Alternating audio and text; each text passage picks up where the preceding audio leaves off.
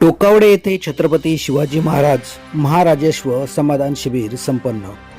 मुरबाड तालुक्यातील टोकावडे येथील वन खात्याच्या हॉलमध्ये मुरबाड तहसीलदार कार्यालयाच्या माध्यमातून टोकावडे परिसरातील नागरिकांना रेशन कार्ड, डिजिटल सातबारा, उतारे, फेरफार नोंदी, संजय गांधी निराधार अनुदान योजना, श्रावणबाळ निवृत्ती वेतन योजना, इंदिरा गांधी अपंग निवृत्ती वेतन योजना अशा विविध प्रकारच्या दाखल्यांचे लाभार्थ्यांना मान्यवरांच्या हस्ते वाटप करण्यात आले।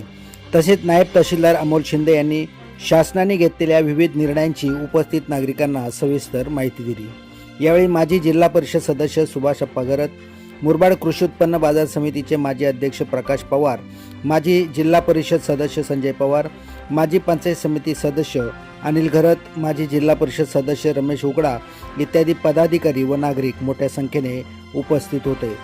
सतीश घरत, मुरबाड। काळामध्ये अगदी शेवटच्या घटकापर्यंत जाऊन ती समस्या आपण सोडवण्याचा प्रयत्न करणार आहोत।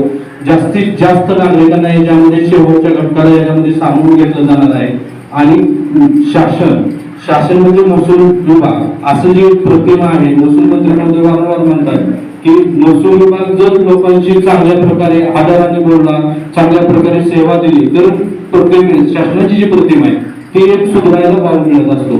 आणि म्हणून आज आपण या ठिकाणी प्रत्येक विभागामध्ये जाऊन लोकांनी तहसीलला येण्याच्या ऐवजी तहसील आपल्या दारी आलं पाहिजे या संकल्पनेतून आपण या ठिकाणी छत्रपती शिवाजी महाराज महाराजेश्वर समाधान शिबिर जे आहे ते टोकावडे आयोजित केलेलं आहे। या शिबिरांतर्गत विविध आपले जे सातबारे आहेत, जन्ममृत्यू नोंदी आहेत, आपण बऱ्यापैकी तयारी केलेली आहे।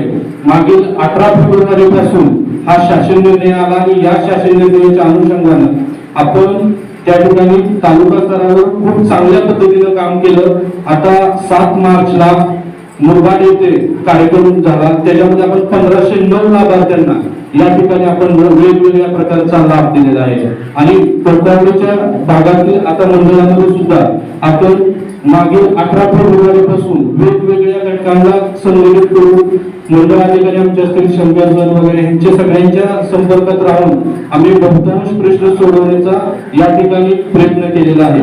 तसेच वेगवेगळे जे आपले पदाधिकारी आहेत यांच्या मार्फत वारंवार आमचा संवाद होत असतो। मागील याच्यामध्ये शेतकऱ्यांची पडताळणी असेल, आदिवासी विकास महामंडळाकडची तो सुद्धा प्रश्न आपण मार्गी लावलेला आहे। आताच आमदार साहेबांच्या नेतृत्वाखाली बोलणं झालेलं आहे की जे भूसंपादनाच्या नोटिसा वगैरे आहेत ते सुद्धा